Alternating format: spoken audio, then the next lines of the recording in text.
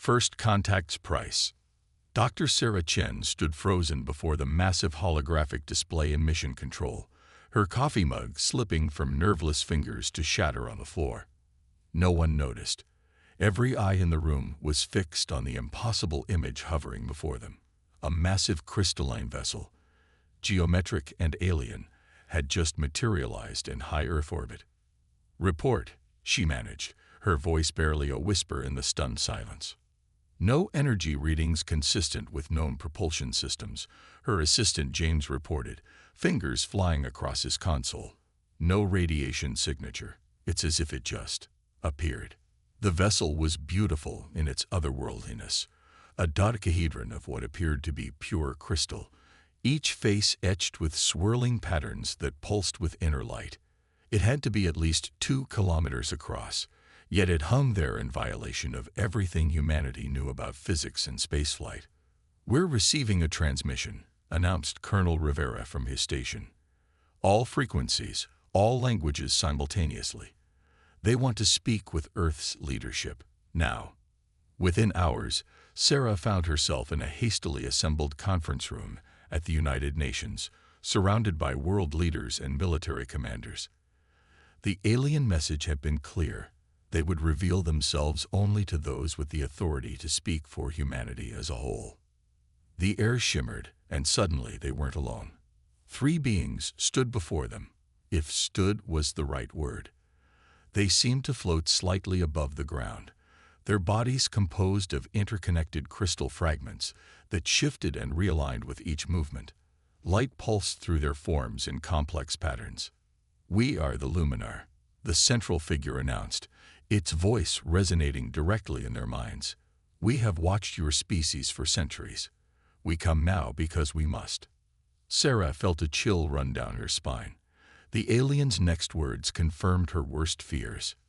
"Your species carries a marker we have not seen in 50 million years. A genetic sequence engineered by those we call the precursors. We thought their work lost forever, but it lives on in your DNA." The room erupted in confused murmurs, but Sarah's scientific mind was already racing ahead. "What does this marker do?" she asked, stepping forward despite protocol. The Luminar turned their crystalline faces toward her. "It makes you dangerous," they answered simply. "Your species was engineered to be a weapon, one that nearly destroyed the galaxy once before.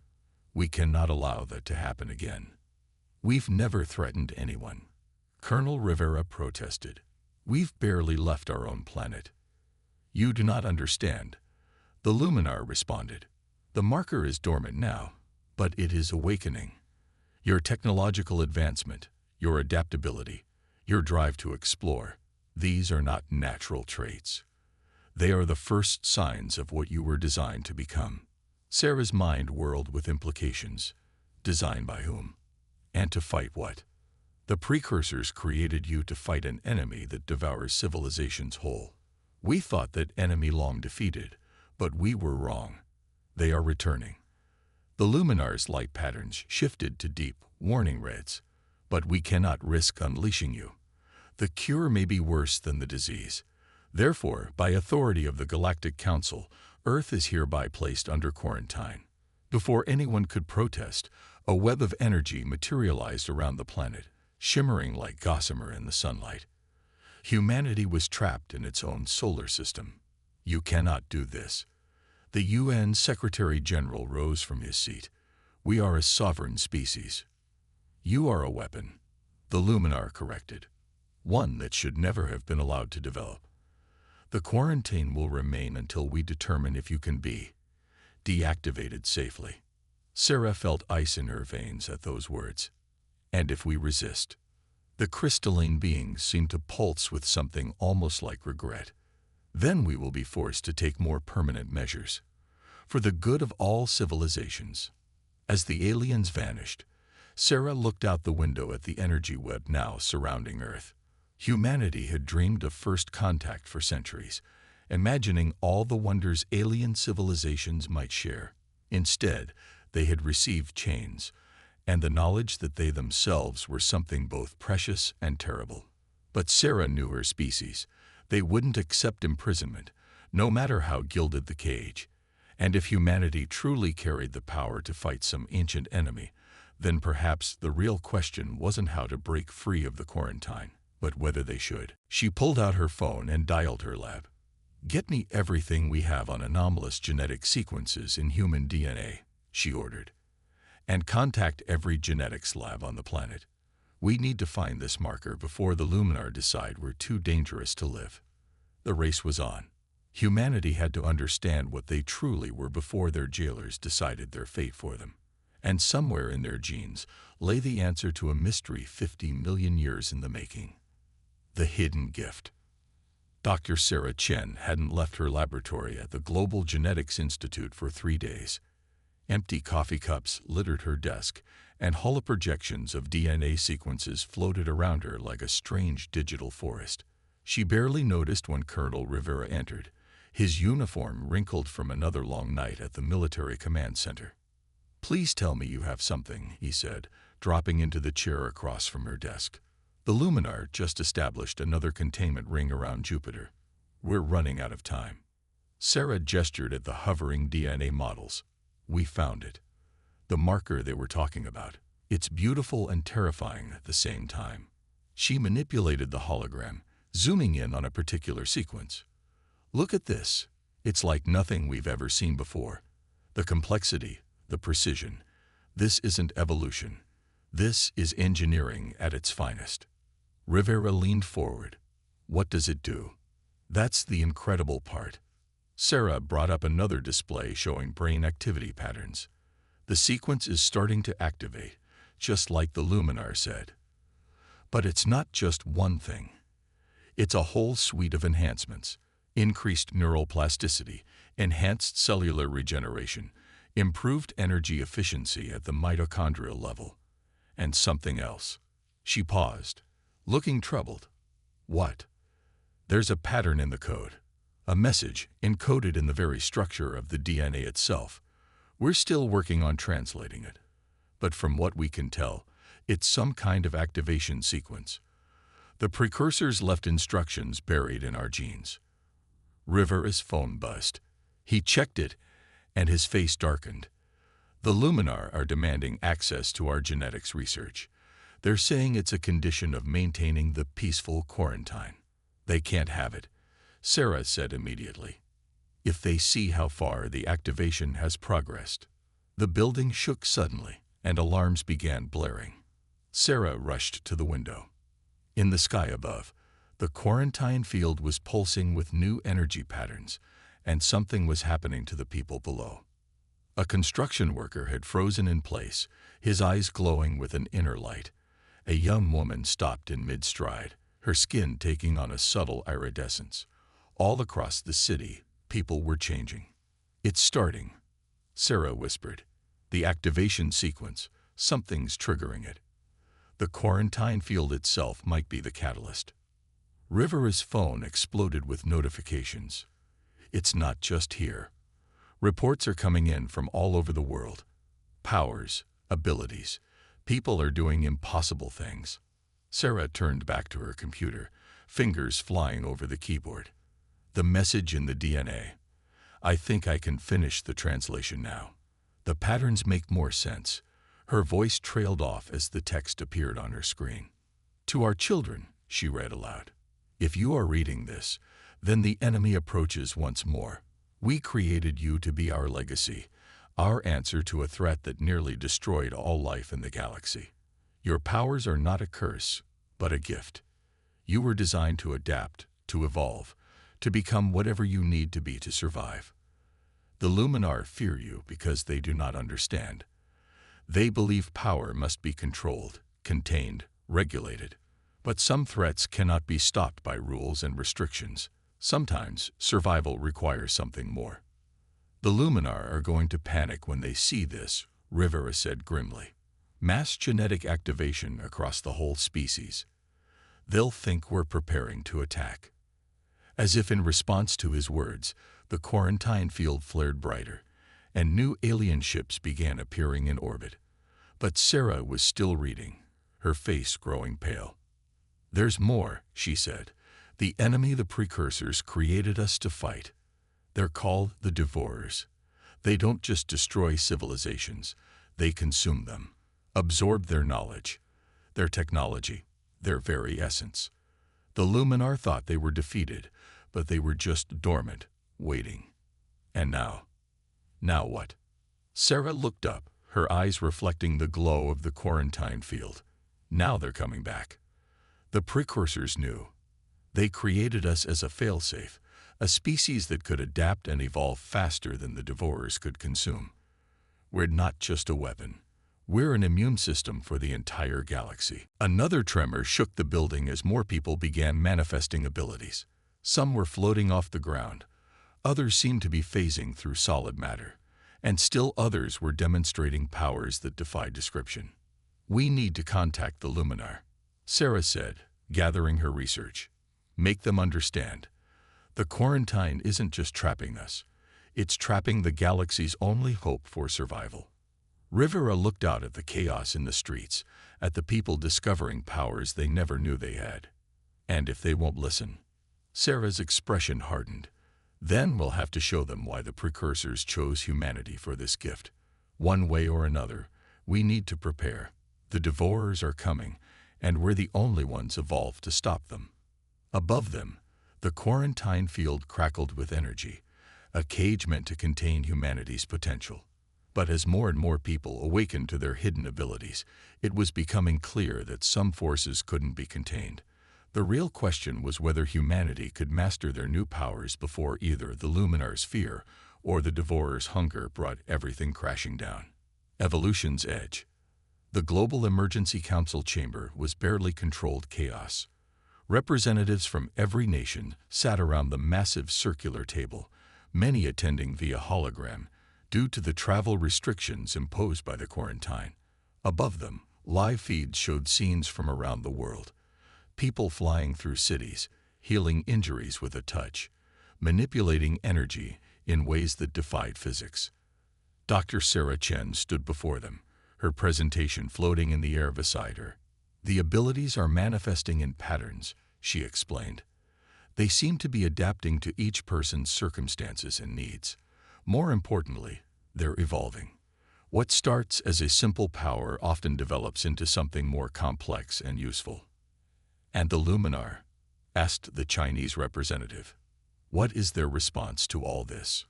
Colonel Rivera stepped forward. They've doubled their containment fleet and added 2 more layers to the quarantine field. But they're also watching. Their ships are recording everything, studying how our abilities are developing. They're afraid, Sarah added, but also curious. The precursor message we decoded suggests that this is unprecedented. No species has ever manifested abilities on this scale before. A sudden commotion at the door interrupted them. A young lieutenant burst in, his face pale. "You need to see this," he said, transferring a data feed to the main display. The screen showed a deep space monitoring station's feed. At the edge of the solar system, something was appearing. It looked like a hole in space itself, a darkness deeper than the void between stars. And it was growing. "Is it the Devourers?" someone asked. Sarah checked the readings on her tablet. "No, this is different.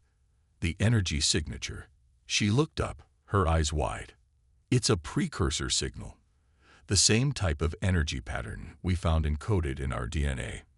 The darkness expanded, and suddenly a ship emerged. Unlike the crystalline geometry of Luminar vessels, this one was organic, flowing, almost alive. It was enormous, easily dwarfing the Luminar containment fleet. "We're receiving a transmission," the lieutenant reported. It's responding to the activation signal in our DNA." The ship's message appeared on all screens, translated automatically by patterns buried deep in humanity's genetic code. The legacy awakens. The children rise. We return. "More ships are emerging," Rivera reported, watching the tactical display. "Dozens of them. The Luminar fleet is pulling back, regrouping." Sarah's tablet chimed with new data. The DNA message, there's more of it, decoding. The precursors, they didn't just create us and leave. They went into hibernation, hidden at the edges of space, waiting for us to reach our potential. These ships, they're not just ships, they're teachers. The council chamber erupted in discussion, but a new voice cut through the chaos. A man stood up from the back of the room, Dr. James Wong, one of the first to manifest abilities. His eyes glowed with inner light as he spoke. "I can feel them," he said. "In my mind, they're offering to show us how to use our powers, how to control them. They say," he paused, concentrating, "they say time is short. The devourers have already begun their approach. We have weeks, maybe months at most. The Luminar will never allow this," Rivera warned. "They'll see this as confirmation of their worst fears, not just humans with powers, but humans with precursor technology and knowledge." As if in response, the quarantine field flared brilliantly.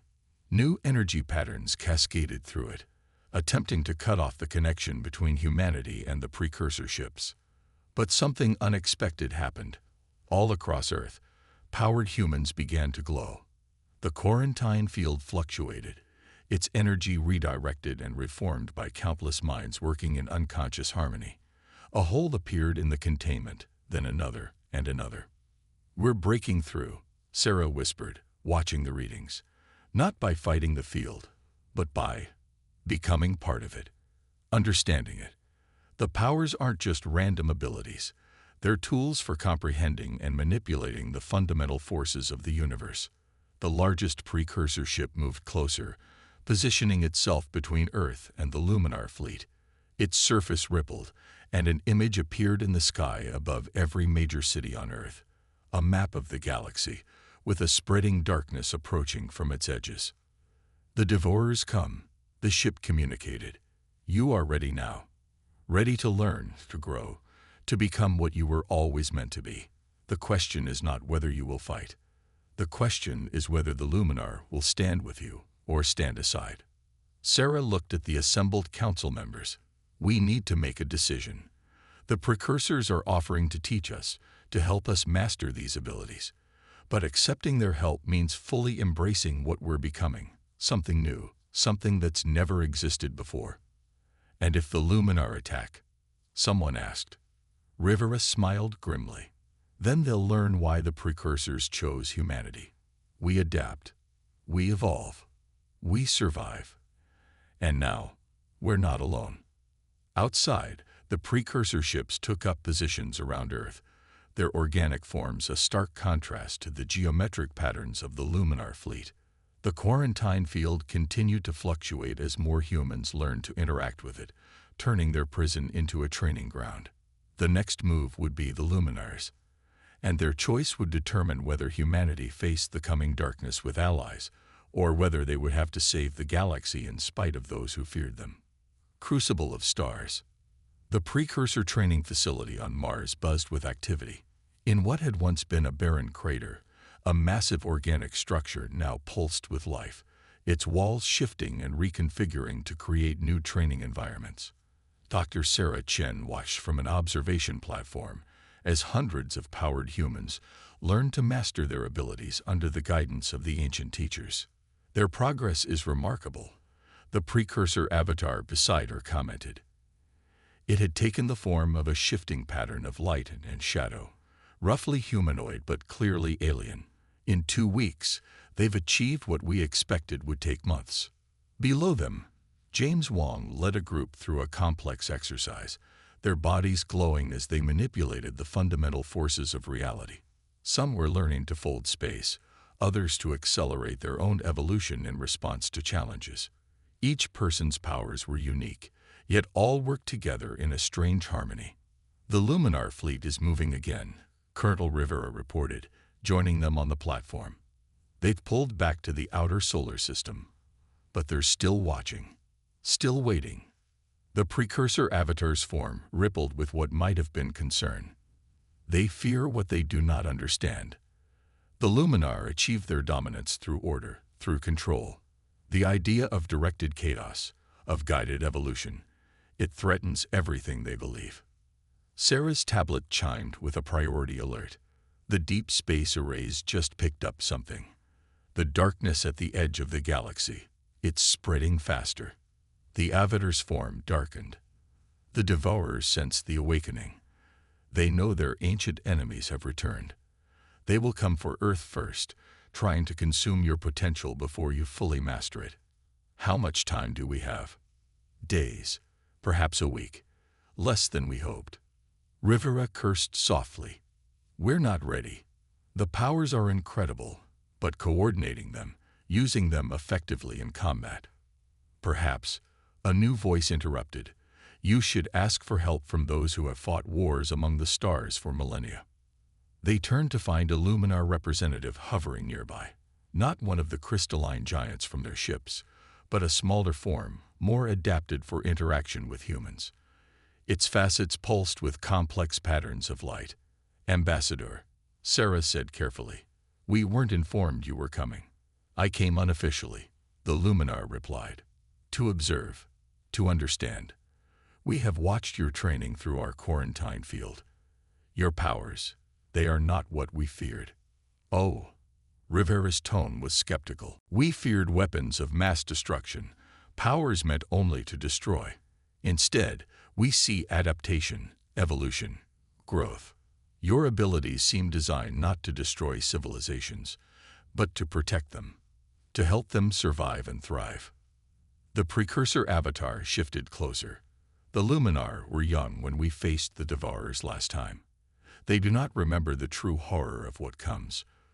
Will you tell them, Ambassador? Will you tell them what your deepest archives record? The Luminar's crystalline form dimmed slightly. The Devourers, they do not simply destroy. They corrupt, twist, transform. Every civilization they consume becomes part of their arsenal, turned against those who remain. Worlds are not merely conquered, they are converted, their very matter repurposed into weapons of the Devourer fleet. Which is why the precursors created us, Sarah realized. We don't just fight the Devourers, we adapt to them, match them, overcome them at their own game of evolution and transformation. Yes, the ambassador admitted. Our council has been discussing this. The quarantine was a mistake born of fear, but now, with the darkness approaching, its form brightened. We offer an alliance, our technology, our strategic experience, combined with your adaptive powers and the precursor's knowledge. Below them, the training chamber had gone quiet. Everyone was listening now. You understand, Rivera said, that would mean accepting humanity as equals. No more talk of containment or control. The alternative is extinction. The Luminar replied simply. Even now, our long-range sensors detect Devourer scout ships, testing the defenses of outlying systems. When they come in force, the ambassador's form shifted, projecting an image of the galaxy.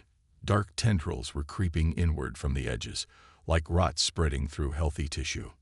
We need to evacuate those systems, Sarah said immediately. Get their populations to safety. Agreed, the Luminar responded. But we also need to prepare our defenses. The Devourers will not stop with outlying worlds. They will come for the heart of the galaxy, for Earth, for the power they sense awakening here. The precursor avatar expanded, its form encompassing them all. Then let us prepare together. Humanity's powers, Luminar strategy, precursor knowledge. Perhaps this is what was needed all along. Not one civilization standing against the dark, but many standing together.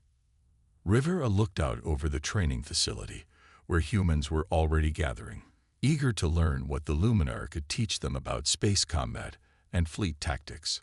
How long until your council makes this alliance official? They are voting now, the ambassador said. But more importantly, our fleet commanders are already drawing up joint battle plans. The quarantine ships will become your honor guard, your first line of defense. Sarah smiled. From prison guards to shields. The universe has a sense of irony, the precursor avatar noted, but we have little time to appreciate it. The Devourers approach, and we must be ready. Above them, through the facility's transparent ceiling, they could see Earth glowing blue and green.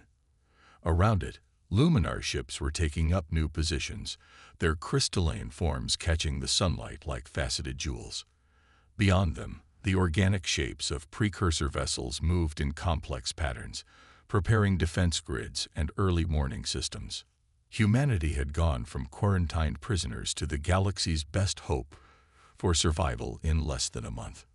Now they just had to prove the precursors right, prove that their gift of adaptive evolution could stand against a force that had nearly destroyed the galaxy once before.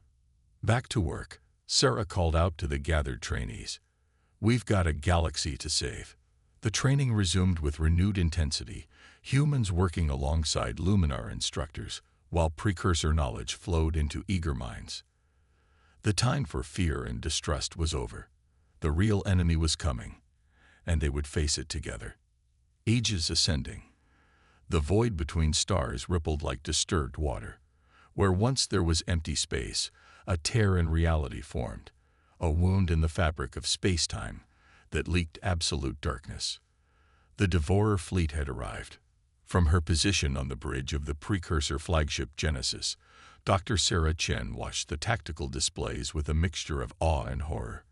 The enemy ships were impossibilities made real, vast structures that seemed to absorb both light and hope, their surfaces constantly shifting as they incorporated new matter and energy into their forms. Multiple breaches detected, the Luminar tactical officer reported, their crystalline form pulsing with urgent patterns. "They're not just coming through in one place. They're surrounding us." Colonel Rivera, now Admiral of Earth's Defense Fleet, studied the three-dimensional strategic display. "Just as we expected. Begin Phase 1. Across the combined fleet, humans trained in spatial manipulation reached out with their powers. Space itself began to twist and fold, creating a complex web of distortions that would confuse and delay the Devourer advance. It wasn't a permanent solution, but it would buy them time. "They're adapting already," Sarah noted, watching the readings, "learning to navigate the spatial distortions, just like the precursors warned us they would." "Then we adapt faster," James Wong responded from his position at the Evolutionary Coordination Station. His eyes glowed with inner light as he connected with the other enhanced humans throughout the fleet. Shifting to Phase 2. The human ships, hybrid vessels combining Luminar crystalline technology with precursor organic systems, began to change. Their hulls rippled and transformed, responding to the collective will of their crews. What had begun as standard spacecraft became something new, something that existed in multiple states simultaneously, making them nearly impossible to target. The Devourers responded by launching their first attack, beams of anti-light that would not just destroy matter, but erase it from existence. But humanity had trained for this. "Quantum defense grid active," Sarah announced. Teams of humans with reality manipulation abilities created overlapping fields of probability, causing the anti-light beams to encounter every possible version of their target simultaneously. Unable to resolve which reality to erase, the attacks dissipated harmlessly. "They're attempting biological warfare," the Luminar tactical officer warned, "detecting engineered viruses designed to corrupt organic matter." Sarah smiled grimly. "Show them what we've learned about evolution." Throughout the fleet, humans with biological manipulation abilities went to work. The viral attacks weren't just stopped. They were caught, analyzed, improved upon, and sent back to their sources. The Devourer's own weapons were turned against them, transformed by humanity's gift for adaptation into tools of defense. But the enemy had more horrors to unleash. Ships began to combine and transform, forming massive structures that defied comprehension. Space itself began to crack under their influence. "This is it," the precursor avatar announced from its position beside Sarah. "Their final form. The configuration that nearly destroyed us last time." "Nearly," Sarah emphasized. "But this time, they face something they've never encountered before." "Admiral." Rivera nodded. "Execute final phase." Across every ship in the combined fleet, humans joined their consciousness into a vast network. Their powers, already formidable individually, began to merge and multiply. The precursor ships pulsed with ancient energy as they recognized the pattern forming, the very thing they had engineered humanity to achieve. Reality itself seemed to hold its breath as humans, luminar, and precursor technology worked in perfect harmony. Every powered individual became part of something greater, their abilities mixing and matching in endless combinations. The Devourer fleet struck with everything they had: weapons that bent physics, attacks that rewrote reality, viruses that corrupted space itself. But for every attack, humanity had an adaptation. For every horror, they found an answer. The gift of evolution, backed by luminar strategy and precursor wisdom, proved to be exactly what was needed. Sarah felt it when the tide turned.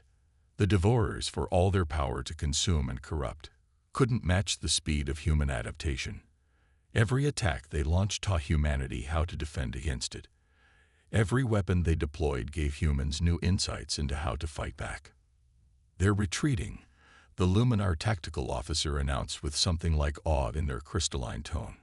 "Breaking apart, trying to escape through their reality tiers." "Not this time," Rivera ordered. "Close those tiers. End this." The combined fleet moved as one, humans using their reality warping abilities to seal the breaches while luminar weapons and precursor technology prevented the enemy's escape. The Devourers, for the first time in their ancient existence, found themselves truly trapped. The final strike was almost anticlimactic. Humanity had adapted so completely to the Devourers' nature that defeating them became simply a matter of unmaking their impossible physics, of turning their own consuming nature back upon itself. In the end, the greatest threat the galaxy had ever known was defeated not by superior firepower or advanced technology, but by humanity's unique gift: the ability to adapt, to evolve, to become whatever was needed to survive. As the last Devourer ship collapsed in on itself, Sarah turned to the Luminar ambassador who had joined them for the battle. "Still think we needed to be quarantined?" The crystalline being's facets pulsed with what might have been embarrassment. "I think we had forgotten something important.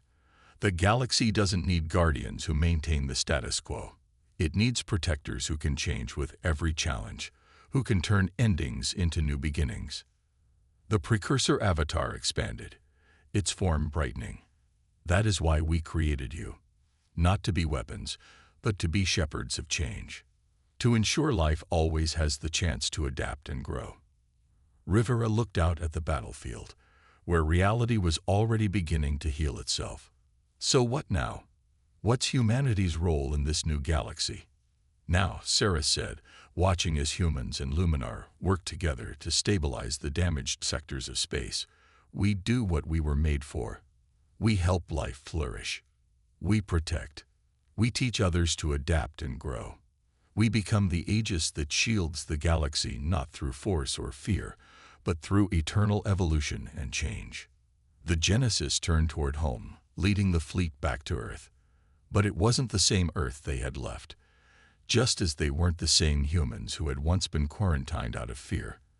They had become something new, something that combined the best of what humanity had always been with what they were engineered to be.